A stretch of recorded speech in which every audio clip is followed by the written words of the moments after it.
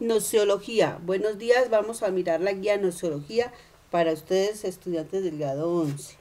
Vamos a ver que la palabra nociología, el término nociología, proviene del griego noxis y logos, etimológicamente tratado o ciencia del conocimiento. La reflexión filosófica sobre el conocimiento ha sido titulada con varios nombres y concebida desde diferentes criterios. Los nombres más conocidos son teoría del conocimiento, epistemología, metafísica, crítica, noética y otros.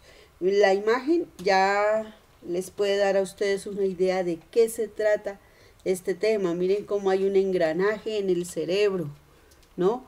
Cómo hay un engranaje, una sistematización en el cerebro que es la que permite el conocimiento. De eso se trata la nociología. Por eso les coloqué esta imagen para que puedan tener como una visión práctica, ¿sí? O por lo menos visual de lo que significa la nociología y de lo que trata. Es la adquisición del conocimiento por parte de nosotros, los seres humanos. Bueno, esa nociología, como ya les decía, tiene varios nombres, pero uno de los nombres más utilizados, podríamos decir allí, es el nombre de epistemología, que es la misma búsqueda del conocimiento, pero tiene cierta diferencia. Como miramos allí, dice, se tiende a reservar el título de teoría del conocimiento al estudio del conocimiento en general. Esa es la nociología. Pero la epistemología, este término se lo utiliza exclusivamente al estudio del conocimiento y los métodos propios de las ciencias de la naturaleza. Allí está la diferencia, ¿ya? La epistemología se encarga de todo lo que es el conocimiento ya de tipo científico. Por eso miremos esta imagen, y también esta imagen nos dice mucho de qué se trata la epistemología. Es todo ese conocimiento que se adquiere a través de la ciencia. Mire, la anterior, todo ese engranaje para adquirir el ser humano el conocimiento, ¿no? La nociología o la teoría del conocimiento en general. Pero la epistemología se encarga exclusivamente del conocimiento que parte de las ciencias o que nace en las ciencias con sus métodos, con todo lo propio del desarrollo científico. Bueno, elementos del conocimiento. Vamos a ver que en el proceso del conocimiento intervienen dos elementos fundamentales. El primer elemento es un sujeto que conoce, también llamado conciencia cognoscente. En este caso, ¿quién será? Pues el hombre es el objeto que conoce, el sujeto que conoce, o la conciencia cognoscente. Y el segundo elemento es el objeto para conocer, ¿no? Las cosas que conocemos. Uno es el sujeto y el otro es el objeto. Los objetos se dividen en reales e ideales.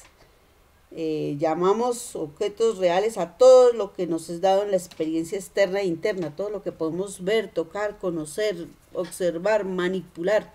En cambio, los objetos ideales, por el contrario, se presentan como irreales, como cosas meramente pensando, ¿no? Como ideadas solamente para el cerebro. Por ejemplo, los objetos de las matemáticas. ¿Cuál es el objeto de las matemáticas? Por los números. Los números usted no puede, voy a agarrar este uno, no se puede hacer eso. Son cosas simbólicas que permanecen solamente en nuestro cerebro y que con ellas se trabaja. Los números hacen parte de esos objetos ideales. Las figuras geométricas también, ¿no? Hacen parte de esos objetos ideales. Teorías epistemológicas. Bueno, hay muchísimas teorías epistemológicas, las más importantes son el ignatismo.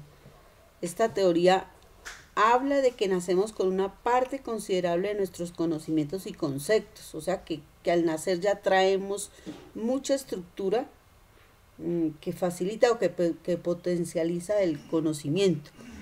El término de ideas innatas hace referencia a que éstas no tienen origen, pues ya se viene al mundo con ellas. Y aquí les puedo dar este ejemplo. Muchas veces nosotros observamos cómo hay un papá que es músico y vemos fácilmente cómo sus hijos, si no todos, alguno de ellos puede también desarrollar ese arte, la música, o es pintor y entonces observamos que el hijo nace pintor, o es médico y vemos que allí hay un hijo que se inclina por la medicina. Eso es lo que se conoce como la vena, ¿no? La vena que en filosofía pues es el innatismo, las ideas innatas, lo que se viene al mundo con ellas. No se crean, no.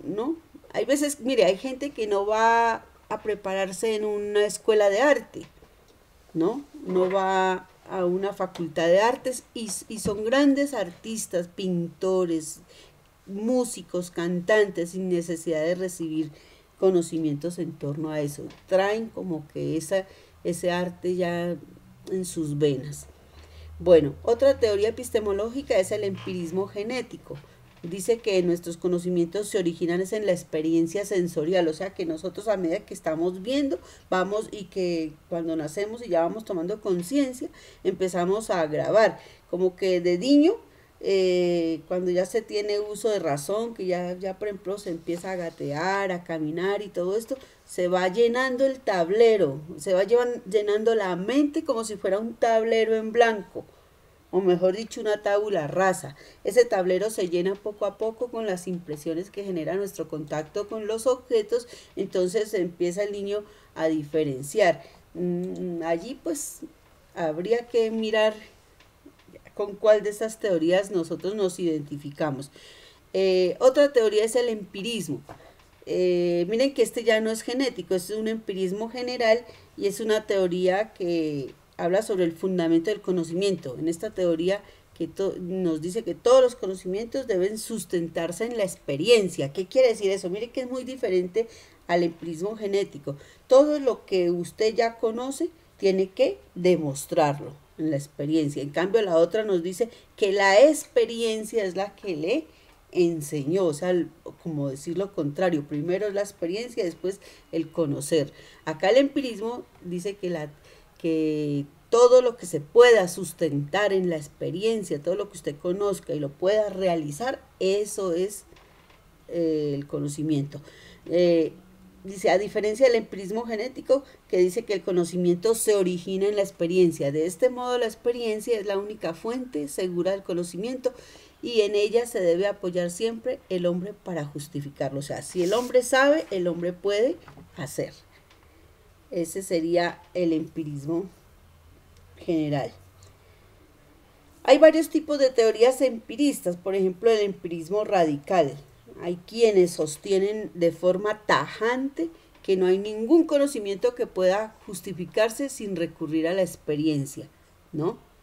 O sea, todo lo que usted conoce lo debe poder realizar. Ese es el empirismo radical. Hay un empirismo moderado. ¿Y qué dice? ¿Qué es lo moderado? Pues lo que es como una mezcla, un híbrido entre lo radical y otras razones y lo lógico. Entonces el empirismo moderado considera que existen unos pocos conocimientos que no requieren de la experiencia para ser justificados, pero el resto de estos conocimientos sí. Mire, eso es moderado, no es necesario que venga la experiencia, ¿no? Que venga la experiencia a demostrar el conocimiento, porque hay algunos conocimientos que se aprenden por lógica, ¿ya? Eso es lo que es el empirismo moderado. El racionalismo radical. El racionalismo radical afirma que todos nuestros conocimientos están justificados si se apoyan en la razón, o sea, en la razón lógica. Todo lo que le podamos echar lógica, para el racionalismo radical, la experiencia no es de fiar, ¿no? La experiencia no es de fiar, pues esta es variable y subjetiva. ¿Qué quiere decir esto? Que todo lo que sea con ese camino metódico de la lógica es para ellos lo fundamental. La experiencia es subjetiva, a algunos un mismo fenómeno les puede causar diferente tipo de experiencias, imagínense. Entonces, Ellos se fían es en la lógica. Pero también hay un racionalismo moderado. Aquí se afirma que la razón cumple un papel muy importante en la justificación de nuestro conocimiento, o sea, lo que estudiemos y lo que utilicemos como método, pero no cree que los contenidos de la experiencia deben ser rechazados. Tenemos, a ver, por ejemplo, el trabajo de los campesinos. Los campesinos trabajan de manera empírica. Ellos no han ido a formación, a una universidad, a una escuela para, por ejemplo, hacer una siembra. Ellos saben todo el proceso de la siembra sin necesidad de ir a estudiar, ¿ya? Entonces allí podríamos decir que el racionalismo moderado justifica eso. En cambio, el racionalismo radical dice que no, que si no se prepara teóricamente en un centro de preparación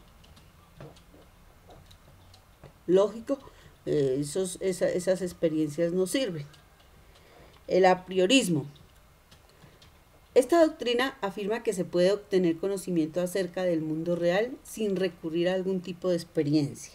Ejemplo, es evidente que el hecho de que alguien sea presidente de Colombia no implica que tenga los ojos verdes. Miren este ejemplo tan, ¿no?, propio para esto. Tener los ojos verdes no hace parte de la definición de presidente de Colombia. Mire, es una cosa a priori, lógica, a priori. Pues cómo vamos a ver este ejemplo, diríamos, ¿no? Así todos los juicios analíticos son a priori y todos los juicios sintéticos son a posteriori.